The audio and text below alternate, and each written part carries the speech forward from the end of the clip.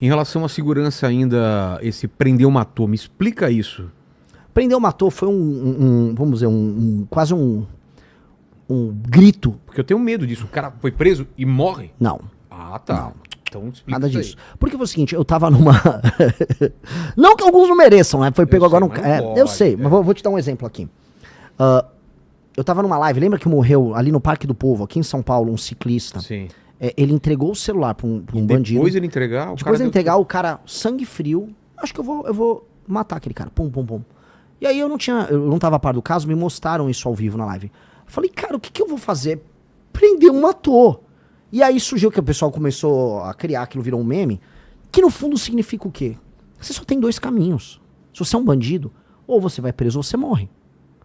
Ou você vai preso ou você morre. Resistiu, você morreu. Se entregou, você tá preso. E por muito tempo.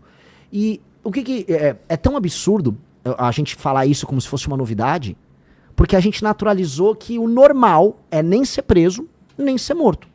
Que o normal é o bandido vai cometer o crime e nada vai acontecer. Até porque no Brasil a maior parte dos homicídios não são resolvidos. A gente vive num país, e isso vai explicar pra, sei lá, inspetor de polícia na gringa. Não, no Brasil a maior parte dos homicídios não se resolvem. Caramba. Não resolve. Isso é um absurdo. Não resolve. Então, assim, a gente acha que a vida humana aqui no Brasil não vale nada. Que, morreu. O cara lá matou lá da facção. É mais um caso aí. E aí o aparato de investigação é lento. O inquérito policial no Brasil tem vários problemas. Você tem um problema entre a polícia civil e a polícia militar. Muito policial militar reclama pra mim. Pô, eu levo lá pra delegacia de polícia o vagabundo e eu tomo chá de cadeira. Aí o policial militar fica tomando chá de cadeira, às vezes o vagabundo vai embora. Enquanto ele tem que fazer ocorrência lá com a polícia civil. Tem muita coisa muito mal feita na forma como o Estado brasileiro conduz o sistema. O nosso Código Penal é dos anos 40. Não existia a ideia de facção criminosa nos anos 40. Não existia. Então o nosso Código Penal é feito para outro mundo. É um outro mundo. A ideia de uma facção criminosa que vai fazer ocupação territorial para distribuir serviços que o Estado ou empresas que são concessões provém, tipo Gatunete, como gás, não existia nos anos 40. Então o legislador, a nossa legislação é velha.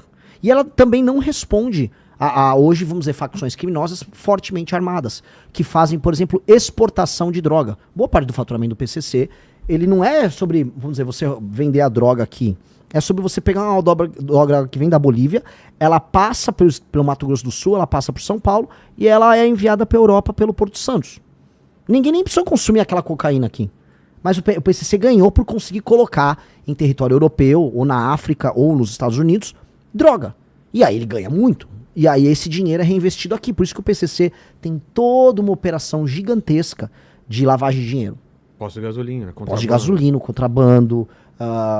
Cara, empresas de hedge fund, né? Putz. Eles estão no mercado financeiro. Bet. Eles montaram funk. MC Rian foi preso. Lavagem de dinheiro usando show. Ou seja, todo um aparato multibilionário de lavagem de um dinheiro que, dentre outras coisas, vem da exportação da droga. Por que isso não para o Brasil, cara? Por que a gente não faz alguma coisa para não virar um narco-estado? Por que, tipo, não vai dar em nada isso, daqui a pouco o pessoal esquece? Pelo mesmo motivo que as pessoas não ligam para não ter saneamento básico no Maranhão. Todo mundo naturalizou. Nós naturalizamos o absurdo. E a gente só percebe que é absurdo quando a gente pega um avião e vai para outro país e fala, nossa, a vida não precisa ser assim. Só que quantos brasileiros têm dinheiro para ir para outro país e ter esse choque? Andar de madrugada sem nenhuma preocupação de ser nenhuma. Assaltado. E assim, uma dica pra galera que é brasileira. Se for para Buenos Aires, se for para outros países do terceiro mundo, se for para Lima, no Peru, é melhor. Já sente diferença. Entendeu? Então assim, a vida não precisa ser assim. Só que as pessoas não entendem. As pessoas, infelizmente, naturalizam. E mais, você vai naturalizar quando até a mídia, quando até seus professores na faculdade, quando todo mundo fala pra você que é pra você naturalizar. Que é pra aceitar que a favela é parte de você, que você é um favelado também. Que a tua cultura tem que ter o funk, que tem que ter lá a Bruna Marquezine rebolando com o cara. Que aquele bando de gringo, filha da mãe, canalha, vagabundo que vai lá na favela, não sei se é uma Rocinha no Rio de Janeiro, aí entra aquela música, boa noite, povo, aí vem um drone, aí mostra o drone indo embora, nossa, estou numa favela. Eles vêm fazer esse turismo da pobreza com a gente, e a gente aceita porque a gente acha que isso é ser Brasil. Aqui é Brasil. Não, cara, nenhum lugar sério permite isso. Nenhum lugar sério aceita isso na própria identidade. Só que a gente é forçado a acreditar. A favela venceu. A favela venceu. A favela nunca venceu. A favela nunca venceu. Aquelas pessoas precisam se tornar cidadãos. Elas precisam ser donos dos títulos de propriedade. Elas precisam ter rua arborizada. A criancinha tem que ir na escola tranquila, que não vai ser assaltada, que não vai vir um canalha de uma gangue, como pegaram agora, que estuprou meninos de 7 e 10 anos. Que quando chegar na escola não vai ter um cara vendendo droga na porta da escola, que quando ele vai ter aula, o professor vai ter autoridade pra mandar calar a boca o aluno que não tá se comportando direito, porque os professores não estão aguentando mais, que a escola vai premiar os alunos que tiverem o melhor desempenho, as famílias vão ser premiadas, que esse aluno depois vai poder voltar pra casa dele, numa boa, tranquilo, e encontrar a mãe dele que vai ter um emprego, o pai dele, e que essas pessoas vão ter pego um bom transporte pra ir e voltar. Essa é a imaginação de um Brasil decente na favela. Isso é fazer a favela vencer. A favela vencer, a favela deixar de ser favela. A partir do momento que a favela deixou de ser favela, a favela venceu. Ela virou outra coisa, uma lagarta que virou uma borboleta. Ela virou outra coisa. A favela só vence se ela não for favela. Não existe vitória num lugar em que as pessoas, em 2026, pegam tuberculose, porque elas vivem em becos, e aí a umidade é muito alta, e aí elas desenvolvem, e aí tem mofo e tal, e elas ficam com tuberculose, cara. 2026. Isso não é vitória. Pois é. Então não dá pra acreditar em nada disso. Assim, só que nós precisamos, assim, de um presidente, aí eu falo por quê da minha pré-candidatura, de um presidente que aponte, assim, isso tá tudo errado, e não aponte como meme. Eu entendo que as pessoas talvez imaginavam que o Bolsonaro fosse fazer isso. Outras pessoas no passado, quando era criança, imaginavam, o Enéas era isso. Eu lembro que eu fiz meu pai votar no Enéas. Porque você imaginava que alguém vai botar ordem na coisa. Só que não adiantou. As pessoas na época não acreditaram no Enéas, e o Bolsonaro, as pessoas acreditaram demais. E ele dava todos os sinais que ele próprio tinha essa mentalidade da favela que eu tô falando aqui. A mentalidade da leniência com o errado. Porque ele próprio errava muito na vida pessoal dele, na vida profissional, na vida política dele, os filhos dele também, e as pessoas foram aceitando. Pois bem, tem que chegar alguém que vai ser presidente da República e vai explicar, esta cultura tem que deixar de existir.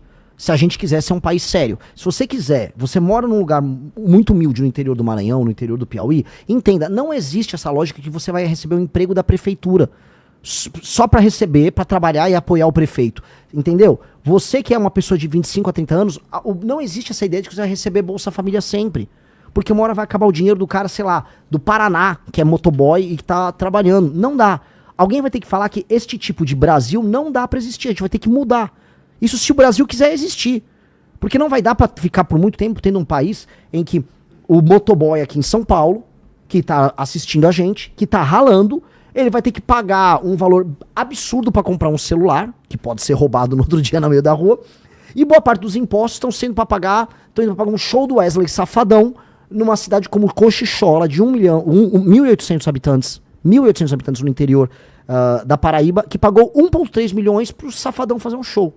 Isso é um pacto que não tá fazendo sentido. Faz sentido pro Safadão, que disse que não tem problema nenhum. Se alguém chamar ele pra fazer um show, ele fazer um show numa cidade que não tem nenhuma capacidade de se autossustentar. Agora não faz sentido, sei lá, pro Wesley, que é motoqueiro, que tá ralando, e pra ele não existe 6 por 1, pra ele é 7 por 0, fazendo a grana dele e pagando imposto absurdo pra comer. Não tá dando. Eu tô do lado do Wesley, não Safadão, eu tô do lado do Wesley motoqueiro.